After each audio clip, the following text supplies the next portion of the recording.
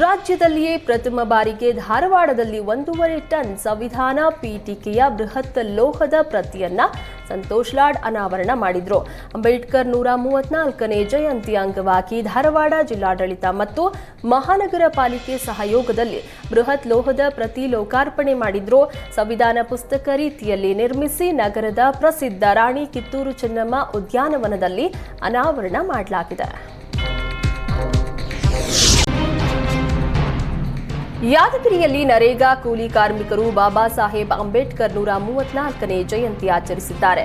ಕೆಲಸ ಮಾಡುವ ಸ್ಥಳದಲ್ಲೇ ಅಂಬೇಡ್ಕರ್ ಭಾವಚಿತ್ರಕ್ಕೆ ಪೂಜೆ ಸಲ್ಲಿಸಿ ಆಚರಣೆ ಮಾಡಿದ್ರು. ವಡಗೇರ ತಾಲೂಕಿನ ಮುನಮುಟಕಿ ಗ್ರಾಮದಲ್ಲಿ ಕೂಲಿ ಕಾರ್ಮಿಕರು ಜಯಂತಿ ಆಚರಣೆ ಮಾಡಿದ್ರು.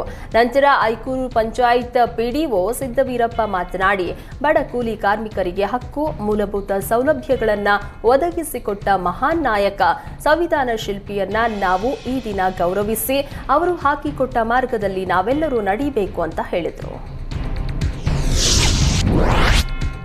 ಯಾದಗಿರಿಯಲ್ಲಿ ಧರ್ಮಸ್ಥಳ ಗ್ರಾಮಾಭಿವೃದ್ಧಿ ಸಂಘ ಪರಿಸರ ಜಾಗೃತಿಗಿಳಿದಿದೆ.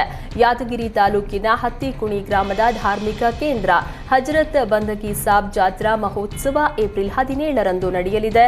ಇದಕ್ಕಾಗಿ ಧರ್ಮಸ್ಥಳ ಮಂಜುನಾಥೇಶ್ವರ ಸಂಘದ ತಂಡದವರು ದಿನವಿಡೀ ಸ್ವಚ್ಛತಾ ಕಾರ್ಯ ಕೈಗೊಂಡರು.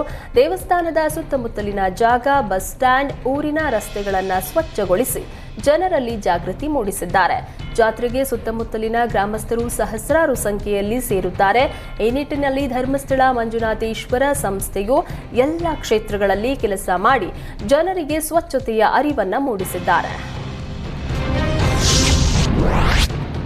ಚಿಕ್ಕಮಗಳೂರು ನಗರದ ಆಜಾದ್ ಪಾರ್ಕ್ ವೃತ್ತದಲ್ಲಿ ನಗರಸಭೆ ವತಿಯಿಂದ ನಿರ್ಮಿಸಿರುವ ಜೈ ಭೀಮ್ ವ್ಯಾಯಾಮ ಶಾಲೆಯನ್ನ ಶಾಸಕ ಎಚ್.ಡಿ. ತಮ್ಮಯ್ಯ, ಎಂಎಲ್ಸಿ ಸಿಟಿ ರವಿ ಉದ್ಘಾಟನೆ ಮಾಡಿದ್ರು.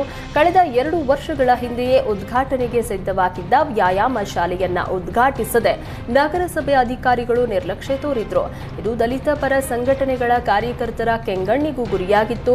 ಈ ಬಗ್ಗೆ ಕಳೆದ ವಾರವಷ್ಟೇ ದಲಿತ ಪರ ಸಂಘಟನೆಗಳು 15 ದಿನದ ಒಳಗೆ ವ್ಯಾಯಾಮ ಶಾಲೆಯನ್ನ ಉದ್ಘಾಟಿಸುವಂತೆ ಗಡುವನ್ನ ನೀಡಿದ್ರು. ಇಲ್ಲದೇ ಇದ್ರೆ ಅನಿರ್ದಿಷ್ಟಾವಧಿ ಮುಷ್ಕರವನ್ನ ಕೈಗೊಳ್ಳುವ ಎಚ್ಚರಿಕೆಯನ್ನ ನಗರಸಭಾ ಪೌರಾಯುಕ್ತರಿಗೆ ನೀಡಿದ್ರು. ಎಚ್ಚೆತ್ತ ಜನಪ್ರತಿನಿಧಿಗಳು ವ್ಯಾಯಾಮ ಶಾಲೆಯನ್ನ ಉದ್ಘಾಟನೆ ಮಾಡಿದ್ದಾರೆ.